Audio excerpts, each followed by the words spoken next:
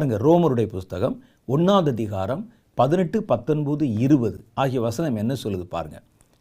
சத்தியத்தை அநியாயத்தினாலே அடக்கி வைக்கிற மனுஷருடைய எல்லா அவபக்திக்கும் அநியாயத்துக்கும் விரோதமாய் தேவ கோபம் வானத்திலிருந்து வெளிப்படுத்தப்பட்டிருக்கிறது.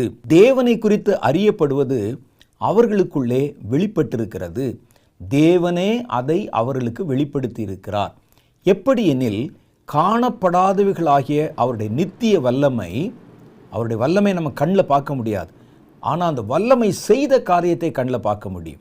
எப்படி எனில், காணப்படாதவைகளாகிய அவருடைய நித்திய வல்லமை, தேவத்துவம் என்பவைகள் உண்டாக்கப்பட்டிருக்கிறவைகளாலே உலகம் உண்டானது முதற்கொண்டு தெளிவாய் காணப்படுகிறது.